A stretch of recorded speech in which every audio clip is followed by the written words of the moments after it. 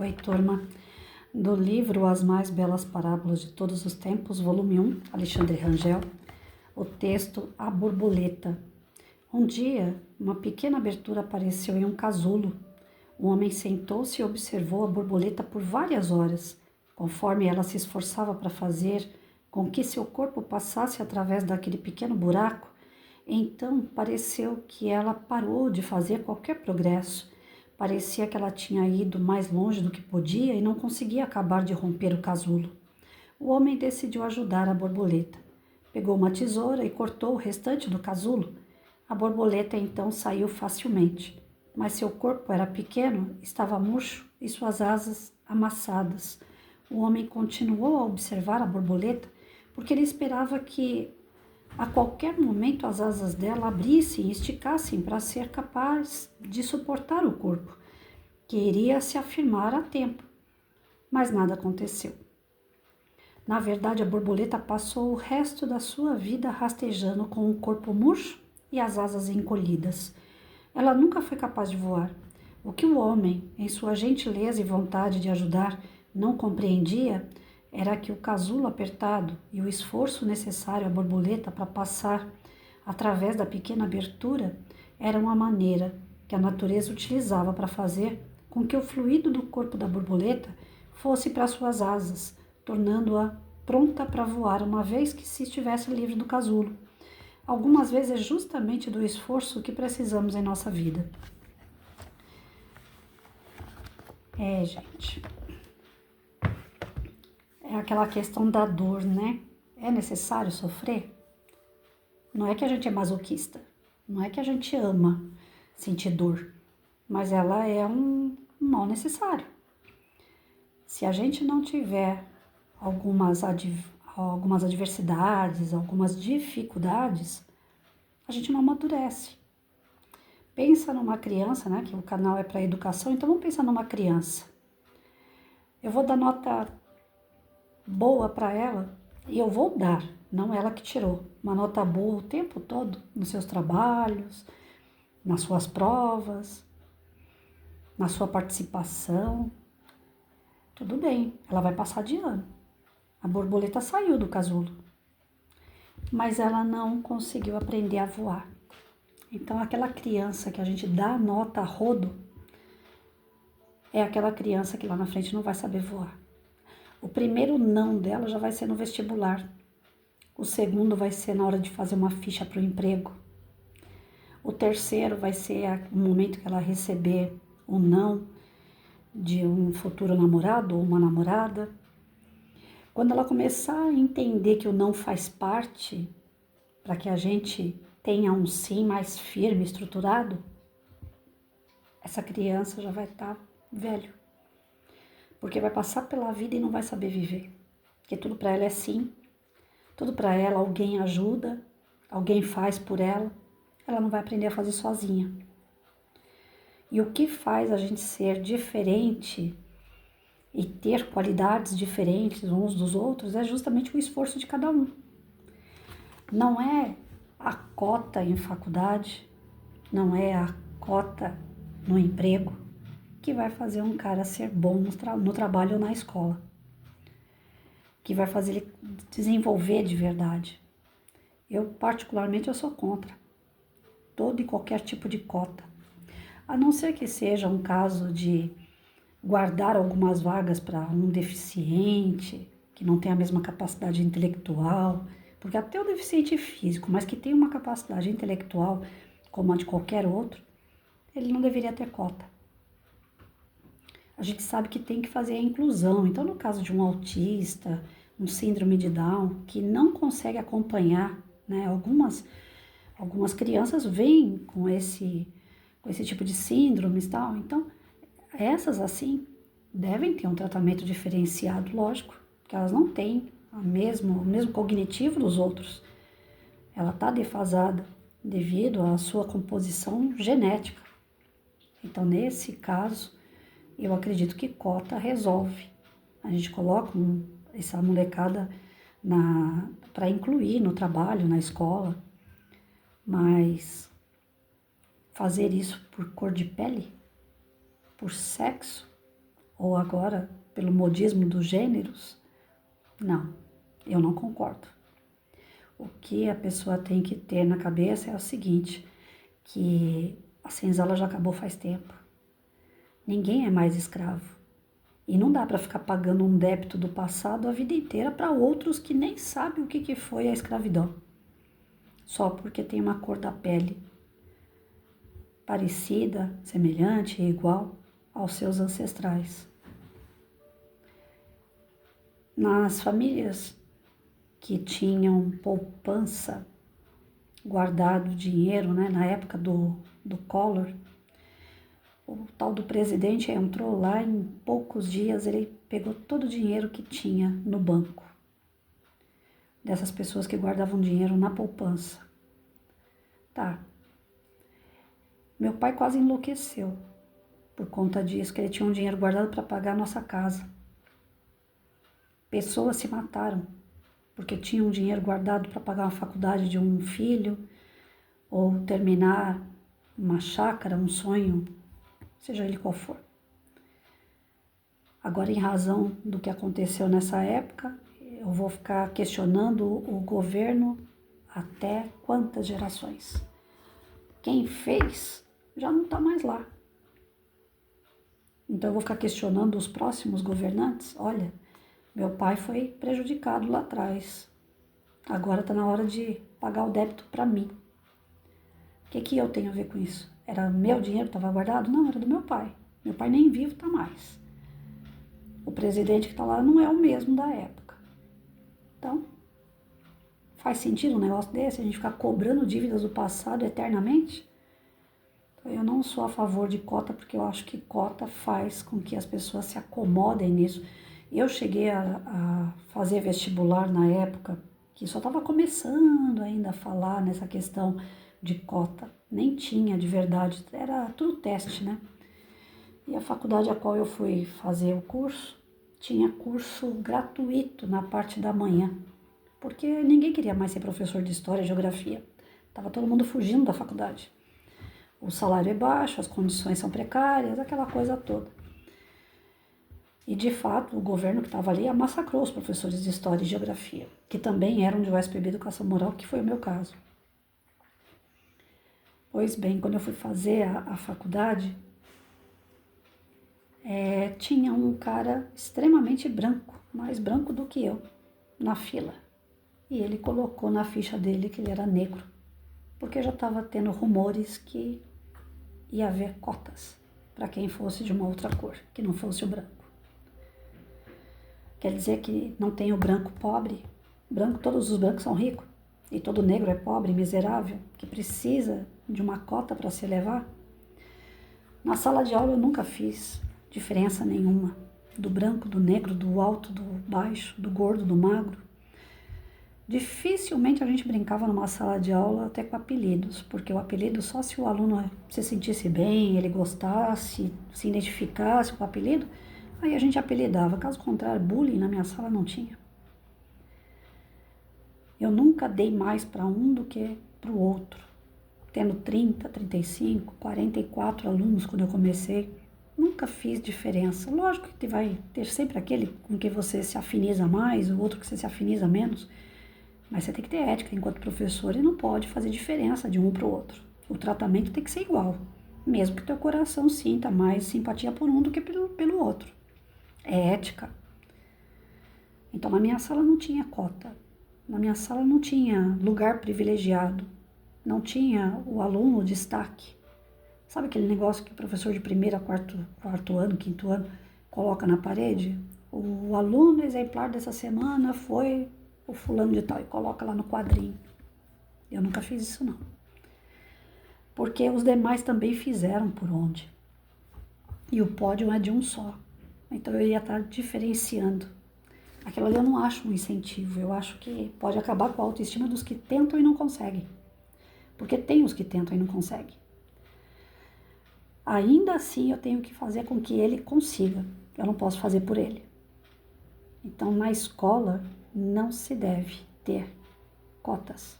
Não se deve ter o mais privilegiado, o menos privilegiado, o mais bonito, o mais feio. aqueles concursos que o pessoal às vezes fazia, Miss Primavera, Miss Caipirinha. Eu sempre tive um receio muito grande com esses negócios. Porque eu, enquanto criança, eu era gorda, eu era fora do padrão, né? E eu não gostava de participar dessas coisas. Porque eu me sentia muito rejeitada perante as outras que eram muito mais bonitas e padronizadas, né? Magrinha, no vestido ficavam mais fofinhas, né? Então esse negócio de competição nunca foi muito a minha cara, não. Ainda mais quando se dá privilégios aí para alguns. E a gente sabe que tem. Tem aluno que o professor viu que o cara joga bola pra caramba, ele coloca só aquele moleque no time. Não dá chance pro gordinho, não dá chance pro desajeitado, para aquele que não corre tanto. Dificilmente um professor enxerga o aluno que está mais para trás, né? Que está tentando, mas não consegue. Sozinho ele não vai conseguir, mas ele também não pode, ninguém pode fazer por ele.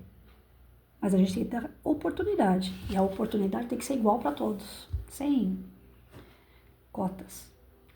Sem essa de querer fazer pelo outro, porque cota é fazer pelo outro. E o mérito daquela pessoa, como é que fica? Então a gente não pode esquecer que tudo tem que ter o seu devido mérito. E é mais prazeroso a pessoa saber que ela venceu, que ela conseguiu por ela mesma. E não porque alguém fez por ela.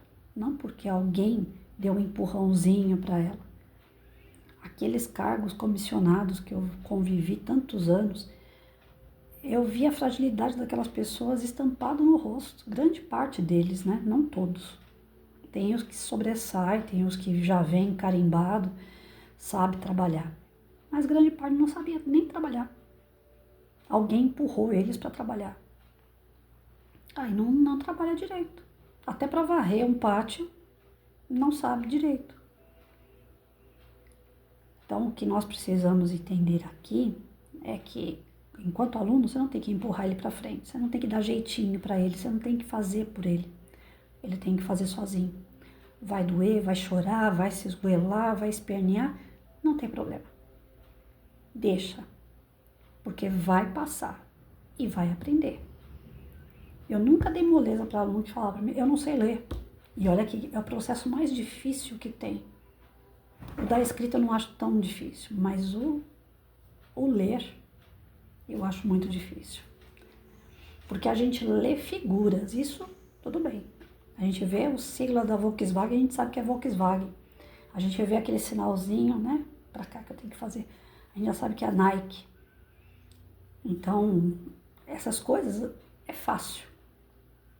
Mas para o aluno decorar o alfabeto, depois que colocarem W, Y e o K, então, aumentou, complica para o aluno devido aos sons, né? S, 2S, C cedilha, R, 2Rs, LH, L, todas as confusões de leitura, até ele conseguir colocar isso na mente dele, desenvolver essa habilidade, demora. Mas eu nunca peguei aluno que fala para mim, eu não sei ler, e fala para ele, tá bom, já que você não sabe, fica aí, no dia que você aprender, você vem até aqui. Não, vem aqui. Você vai ler, nem que seja figura.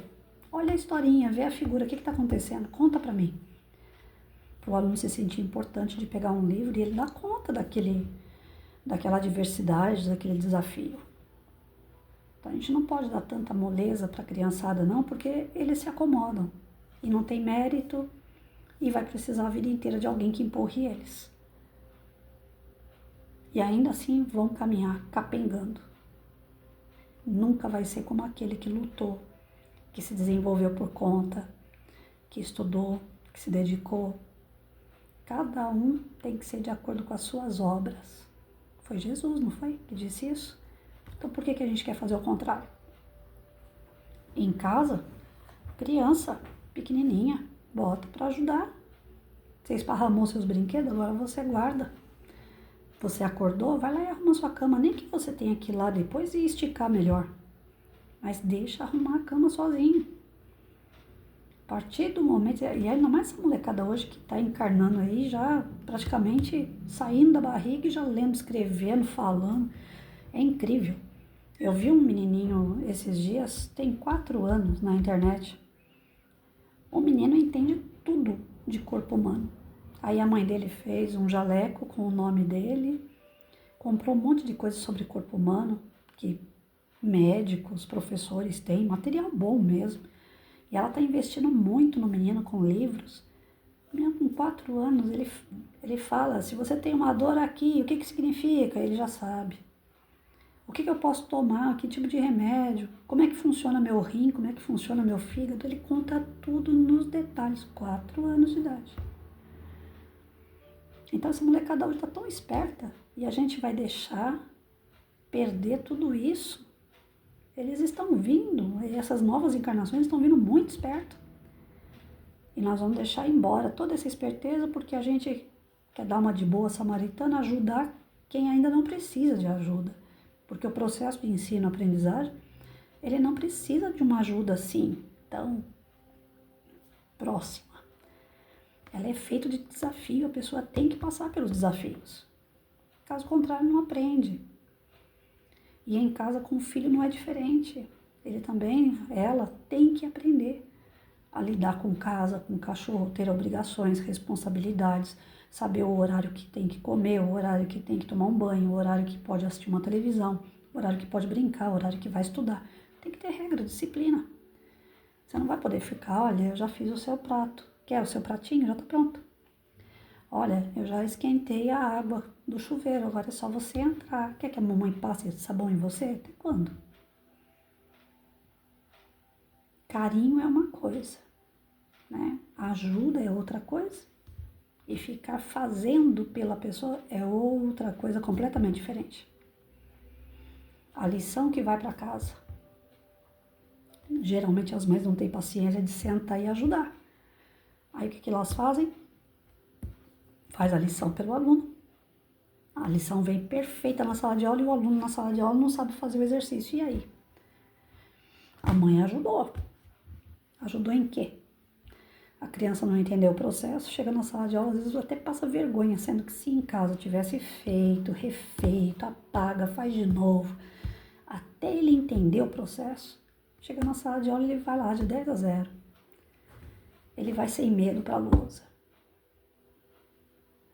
Mas aí os pais, nessa correria do dia a dia, querem que a criança seja perfeita, que a lição seja linda. Teve uma mãe que eu dei aula há uns anos atrás, eu não vou lembrar quanto tempo faz isso. Ela mandava o aluno apagar tudo, toda a lição que ele fazia. Toda a lição que ele fazia, ele tinha que apagar e fazer de novo.